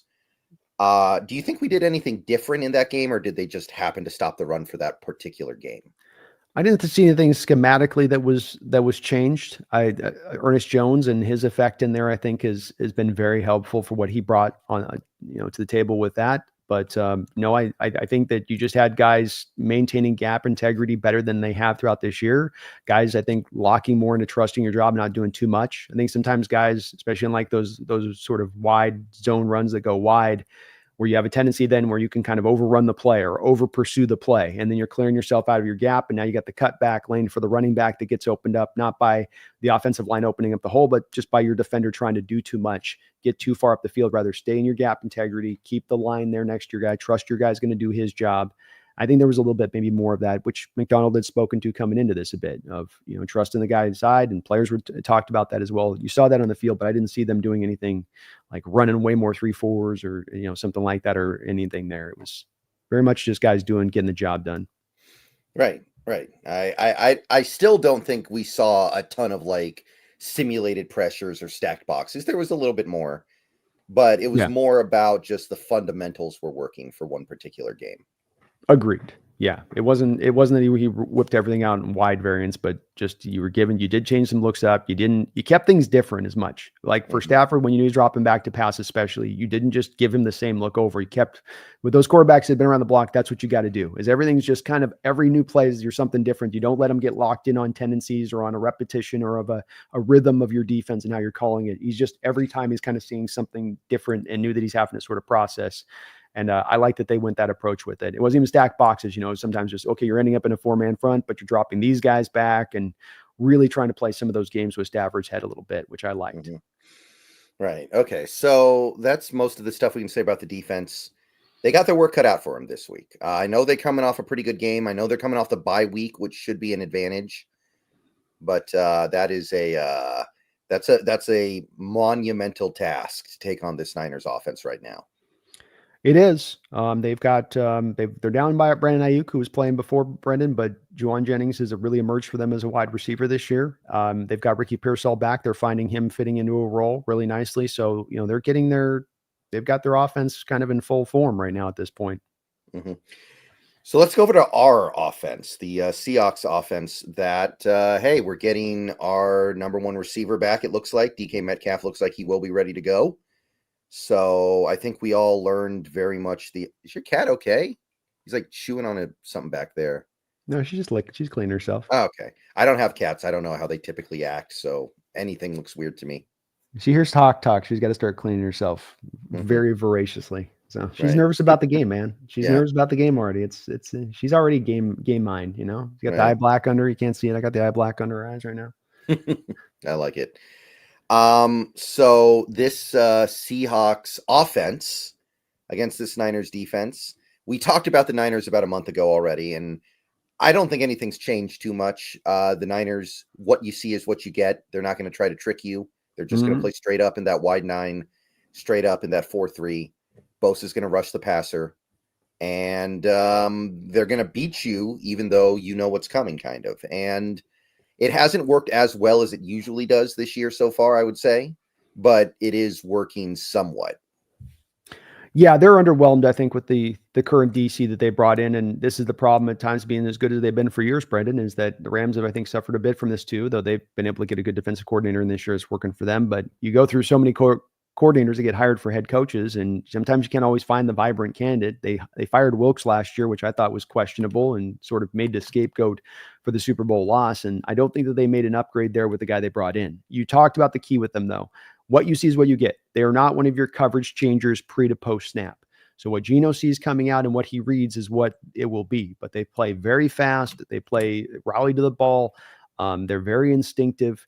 So that's the part you got to go into. But the game plan doesn't really change in what you've got to do. That wide 9's got to be attacked in the running game. And I've watched every 49er game this year, and every single team is trying to hammer in that A and that B gap, because that's where those natural, with the wide 9 defensive line, that's where those natural gaps will exist for you to be able to attack. They play it really well. They don't make it easier. And it's easier said than done.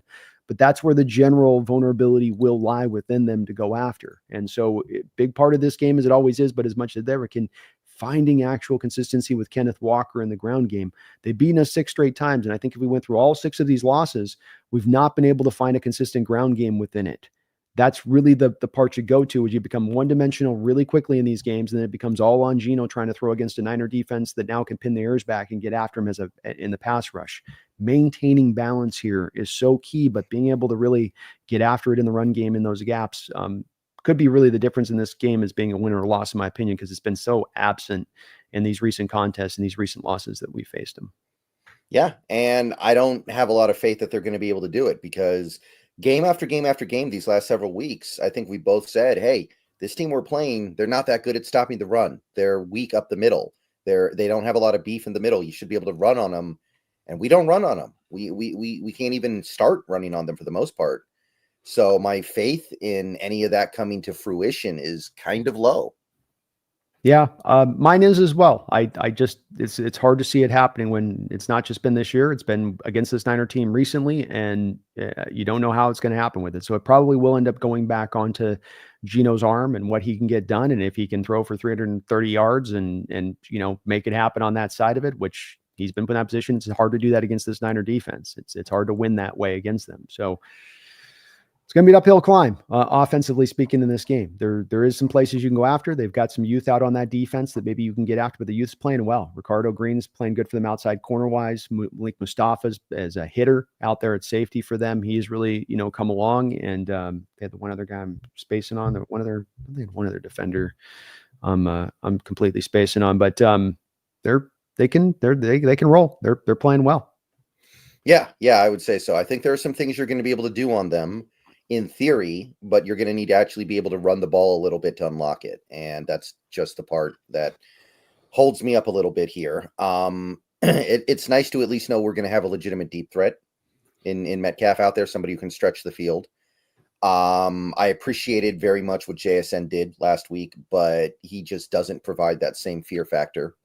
Not even close.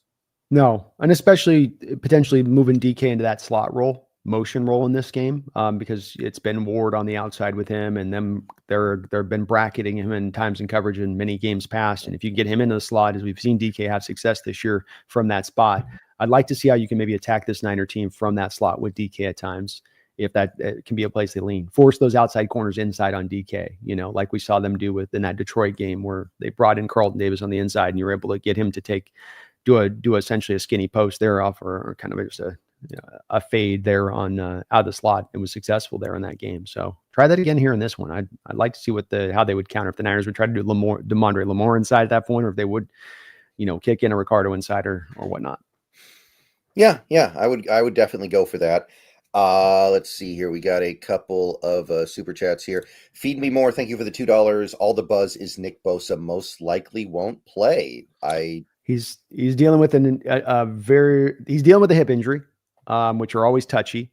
But I was told by my Niner guy last night, and having to talk with him on this, that he's obviously not at 100%. So even if he is playing, that you are feeling and seeing a diminished Bosa. He played against Tampa last week, I remember, because he was like fooling around with Baker a little bit. So I'm not convinced that he won't play yet, but we'll see. That would certainly change things. Abe Lucas would really appreciate not having to go up against Nick Bosa in his first game back in a year.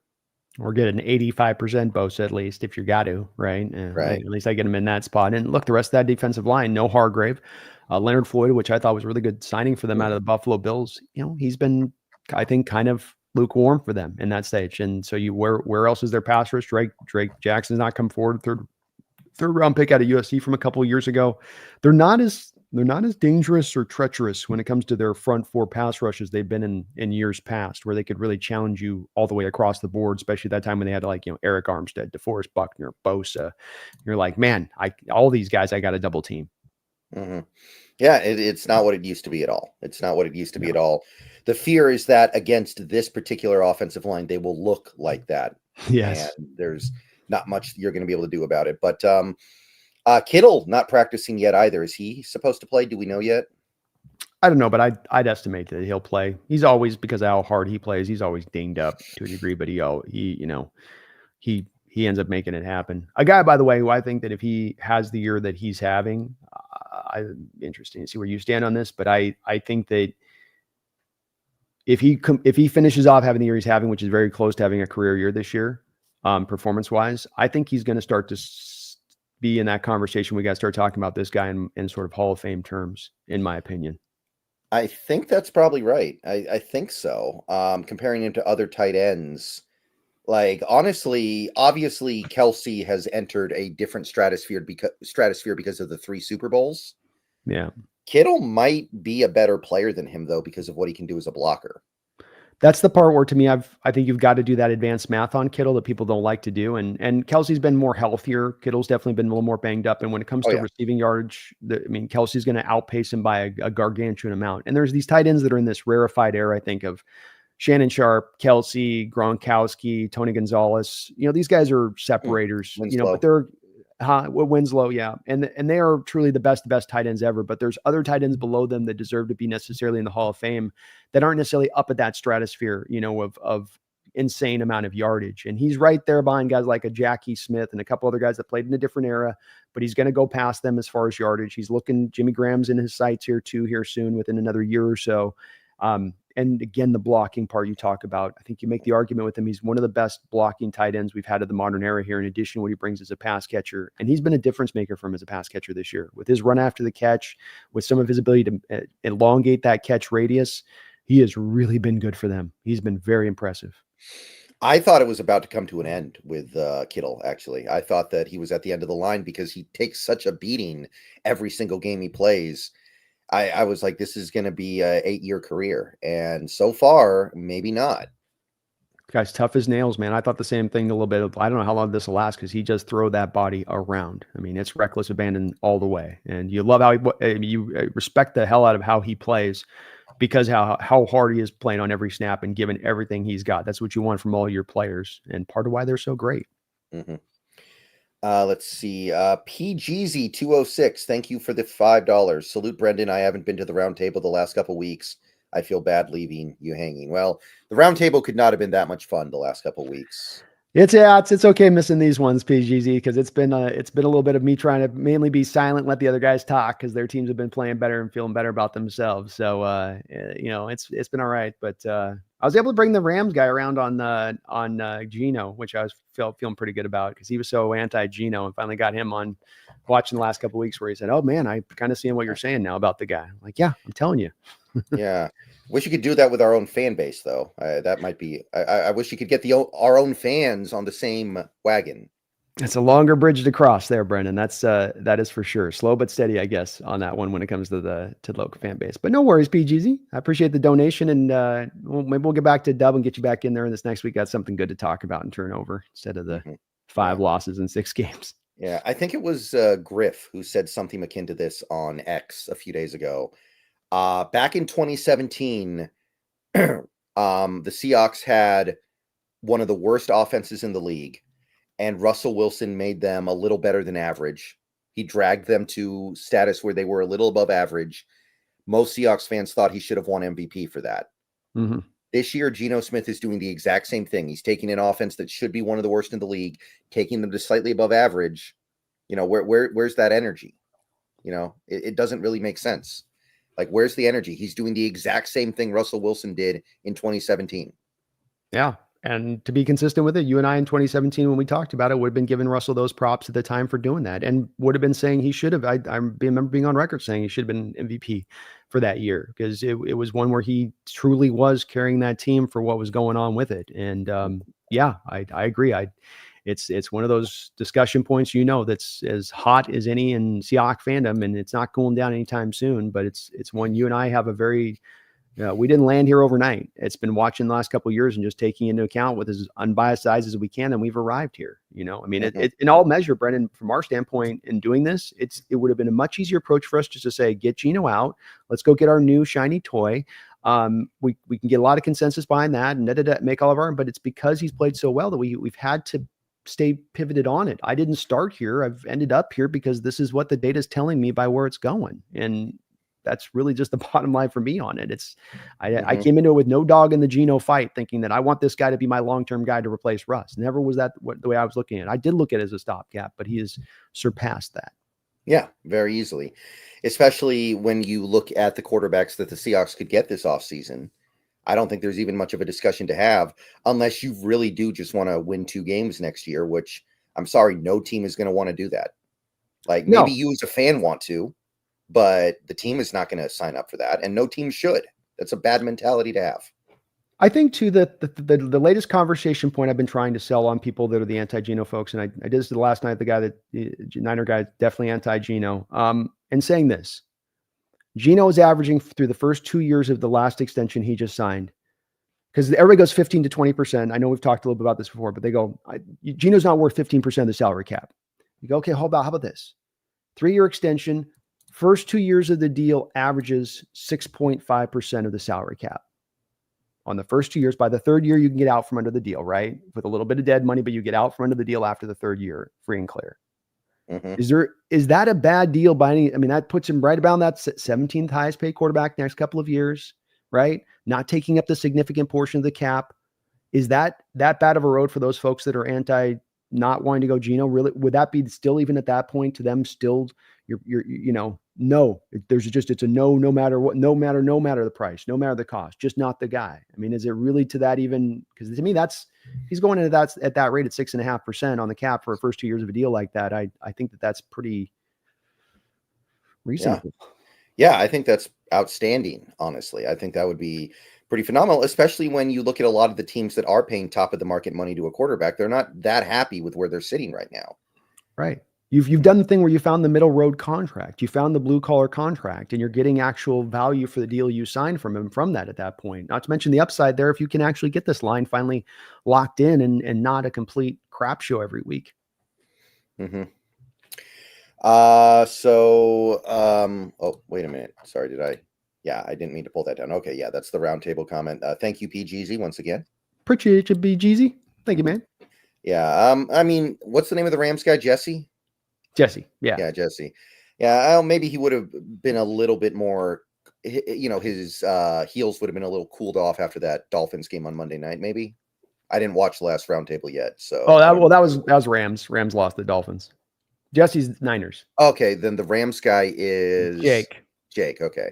Jake got he shocked me last week. I was on the roundtable and he's like, I got an announcement. He's like, I've come to the side of Brandon on this because he just got done watching our against the Rams against the Hawks, right? And he had saw what Geno was doing that game, and it's kind of weird. You get two different people that have no Seahawks dog in the fight, but they're two different kind of outside sources. And Jesse looks at that game and he goes, oh, well, see, this is where you learn that why Geno's not right? But then Jake goes on the other side. Hey, he's having to carry this team right now. I've been watching the last couple of weeks and he's put the team on his back. And it's a microcosm of what we see from our own fan base, where they can see the same game, yet you get two different sides of different takes of how they see the information that they're watching from. And it just goes to show you how hard it is to evaluate the quarterback position. But I still think that we're on the right side of this one, Brendan. Yeah, I do.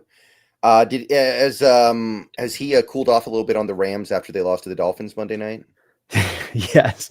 Yeah. He's he was definitely a little bit late coming in, and because he's all in on the Rams team this year. He thought that they could be Super Bowl potential contenders. So it's losing to the Dolphins. That was one where he's going, okay, yeah, this is not probably going to happen here. He's still hopeful a little bit, but I think that definitely checked him majorly.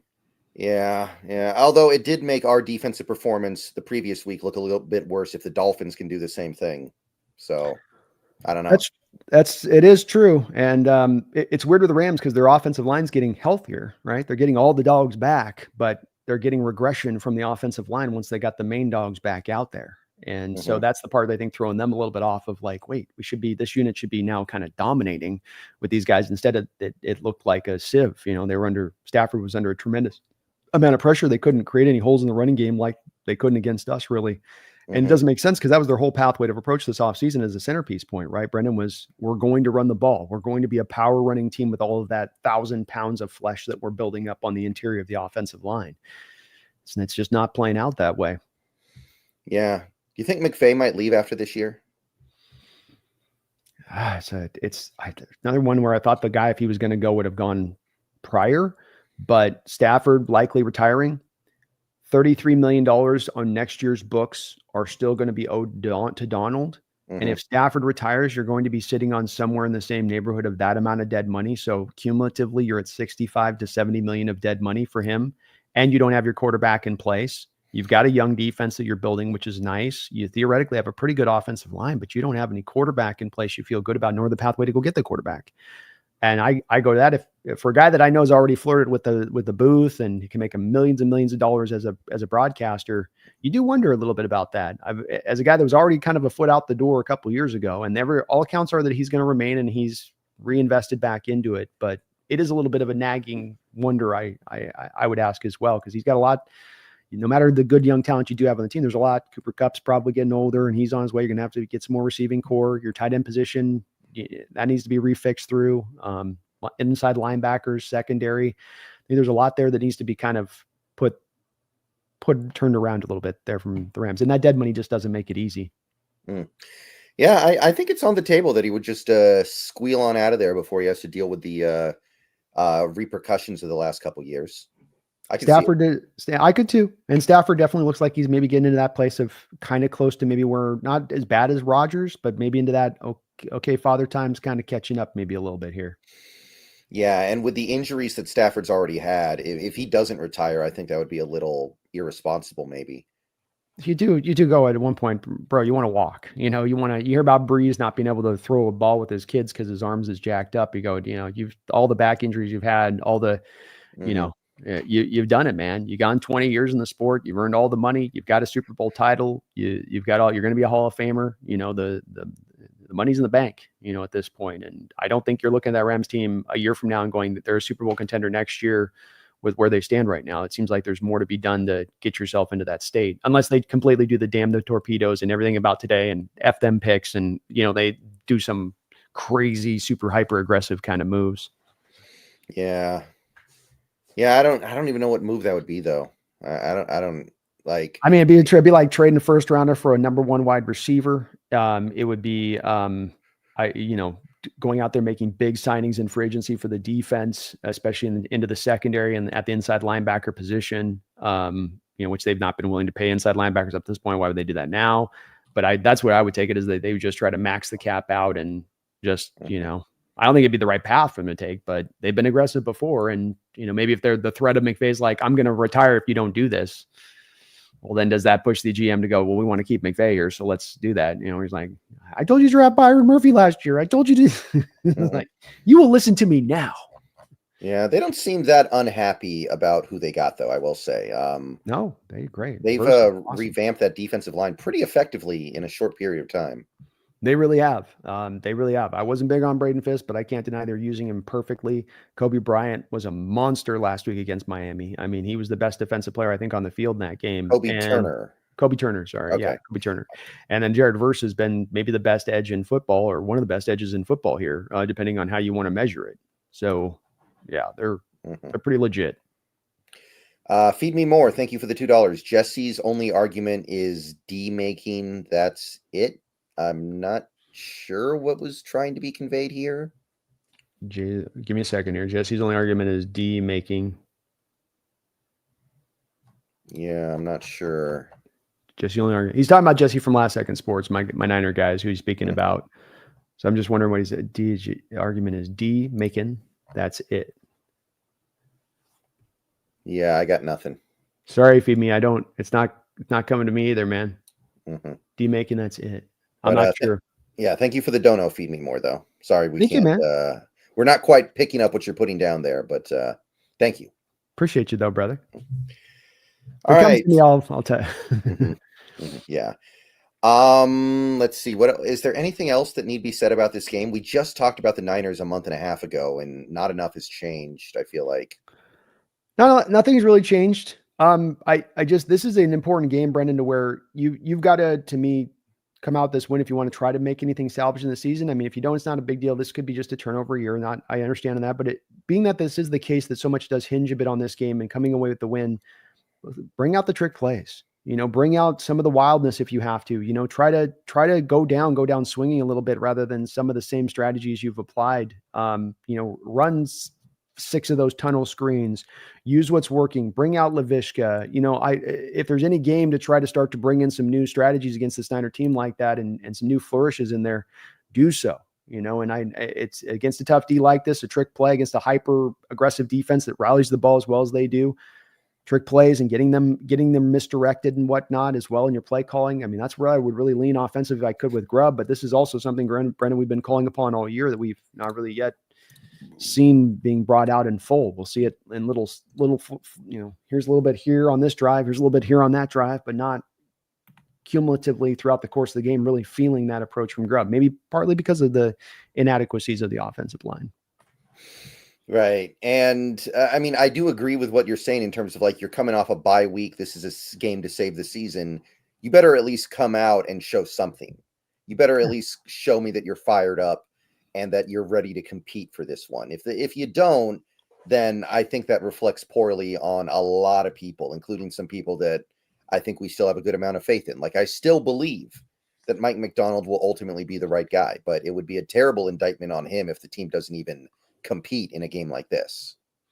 It certainly would. It's also, this is where you're learning in the rest of this year, win or lose, about who's the players that you're going to have riding with you that are bought in guys that are going to be the kind of mentality guys he needs in the locker room. And that goes beyond talent, Brendan. You might have very talented guys that aren't buying in on that. And if you don't, with as talented as this team has been and as underperforming as they have been this year overall, in my eyes, even through this transitional year, you're gonna be a lot more there with the hatchet than the scalpel this offseason when it comes to turning this roster over. If you come into these type of games down the stretch and you're not getting that effort, you're not seeing them stand up and stand toe to toe and be competitive with these teams. So if it's more embarrassing losses down the line, that's just going to be more of the likelihood to me that there is just more of that turnover. I don't think they're going to be patient with that going in the offseason if it continues. Right. So with all that being said, I think we probably just need to go make a pick at this point. I don't think there's anything more that can be pulled apart with this game. And I don't know even how much of that stuff really matters. We can talk about X's and O's and scheme and strategy all we want to, but I think this game comes down to something beyond that, something more to do with just heart, something more to do with just desire. And that's a little bit harder to quantify, and it's a little bit harder to talk about But I feel like in a game like this, that is what you're going to need. How much do you want it? There's been games this year you didn't seem like you wanted as much as the team across from you, and it didn't, to your point, go down to X's and O's or the chess match. It came down to effort and intensity and want, will, and all those things combined. And come out this week and bring that, and you can be competitive with this Niner team. Doesn't guarantee a win, doesn't mean you won't still get, but it will mean that you'll be able to hang in this game and make it competitive. Where in some of these games this year, like the Detroit game, like at times even that Giants game, just weren't competitive at points where this is tough. So we'll see. That's where we're going to learn about this team more and more here as we go through down the second half of the schedule, and about who's going to be part of this core and who's not going to be part of this core, and even what is the potential for this year. Can we salvage it? Because as bad as dark as it's been for the Hawk fans and for ourselves in covering this team, Brendan, we are still only a couple games out of first place here. We still have everything, as little room for error as we may have for this upcoming season here. It's not like the division's been ran away from, where there's a Detroit team out there with like 1 or 2 losses and there's no chance for us to go catch those guys. If we can get hot at the right time, Lucas coming back, DK coming back, even Uchenna down the stretch potentially, maybe you can lock this in that way. There always is still hope here. We have not been by any measure even close to like a mathematically eliminated or on the edge of being mathematically eliminated. But with that said, this is a must-win game this week. Yeah. I mean, at the end of the day, the problem is not the rest of the league. The problem is us. Yeah. It's not like we're on pace to win 11 games and we get boned out of the playoffs by some historic fluke. No, that's if we get to even 10 wins, we probably do get in. I would say we would. Yeah, I agree. We just have to get there. We just got to get there. So it's one game at a time, but you've got the talent to do it, especially Lucas back in the building. If he can be close to what he was, you have the talent to get this done. You've always had the talent to get this done this year. Just about, do you want it? Can you show that you want it on the field? Can we feel it almost tangibly that you want it on the field with the energy level that you're bringing? And if you do that, you're going to win games. You're going to get to the playoffs, because I believe in the talent on this team. I still do in that way. But that part's been a part that's been missing just far too often in these games. Mm-hmm. So with that being said, do you have a prediction? I think it's a 24-21 Niner win. I think that we do provide a more competitive game here, but I just don't think this is a year where we've got enough answers for that Niner team, especially them being at very close to full strength, maybe minus a Bosa type there. And I think we're just going to have to kind of turn this around a little bit on this for where we're at. Like you talked about earlier, I think we have to run the ball to beat this team. And I don't have conviction that we can run the ball against this team with any kind of consistency. Mm-hmm. Yeah, this should be a game that I pick us to win. This has all the making of a game that I say we're going to win. We're coming off the bye week, so we have extra rest. We're getting players back from injury. The Niners, even though they've won a couple games in a row, have not looked that good. We need it more than they do, right? We're due to win a game. Like, all these things are coming into factor here, but I still can't do it. And that's how deflating some of these recent efforts from this team have been. Even I can't get there, and I'm usually the guy who talks myself into it. I don't think it's happening this week, and I can't define it any other way than that they've kind of just beaten me down with the performance lately. And I know it was better against the Rams. Like, I know there were some bright spots there, some silver linings against the Rams, but overall, I'm still kind of in the same place I was after that Bills game, where I just was very low on being able to even rational confidence. I can rationally talk myself into, I think good things are going to happen, but then I just go, but I know they won't deep down. Same. You've lost 5 of 6. Most of those losses have been embarrassing, and 4 straight loss at home. The team's just not yet found an identity. And until at bare minimum, the team can find an identity offensively or defensively, it's very hard to predict them winning these games against very quality opponents. That's what you have to be able to beat a quality opponent, is have something as a way of who you are and knowing who you are. And that's something the Cardinals do great. They know their identity every week. They know who they are. They know how they're going to try to beat you. They stay to that plan, and they don't deviate on it. With us, it's like every week we're trying sort of different stuff to try to search for that identity. And it'll develop, I think, eventually, and maybe even by the end of this year, but it's not quite there yet. Mm-hmm. Yeah, so with that being said, I'm going to go with something like 27-21 Niners. Same basic area that you're in. I will say it's kind of nice getting out of Seattle, though, because I'm starting to think this team might be better off on the road than they are at home. At least it doesn't make a difference anymore. Less home fans in the stadium. Yeah. less opposition fans in the stadium on the road. Yeah, I think that playing in Seattle's almost kind of become toxic to this team. I think we're getting there to where it's actually a negative effect because the fans are going to turn on you so quickly. Maybe so. I don't have an explanation for it myself, as it's been brutal to watch this turn go this way at home, but it's been that way. So what are you going to do? Mm-hmm. All right, so I guess that's about it. A little shorter than the typical show, but we have already played the Niners this year, so there's only so much we can get into here because not much has changed. And also, if we're being real here, the team needs to show us something for us to even begin to have optimism about where things can go. So we both have a loss, but I'm going to be open-minded. I'm going to sit down in front of the game on Sunday. I'm going to hope something good happens. I'm going to hope that things can start to trend in the right direction. I believe that there are things that can happen. This is not impossible, but I'm definitely at the point now where I got to see it before I believe it. Amen. I'm not going to guess that it's going to happen. You need to show me. You need to show me the consistency out there. And once I see that, I'll be more than willing to be optimistic as hell for this season and what this year and the games coming up beyond that. But give me that reason. Don't make it a blind faith kind of thing, but you're actually giving me something that I can wrap my arms around. Richard Stewartson, thank you for the 5. I don't know if those are pounds or euros, but thank you, Richard. No comment here, but thank you for the dono. Thank you, Richard. Appreciate you as always. Always donating about every stream on that. So thank you for that, Richard. You're always great on your support, brother. Mm-hmm. Thank you. And thank you, Brandon, for doing this with me today. We will be doing this again next week, hopefully talking about a win, hopefully talking about building up some momentum into the latter parts of this schedule, moving towards Thanksgiving. So thank you for making some time for me this afternoon.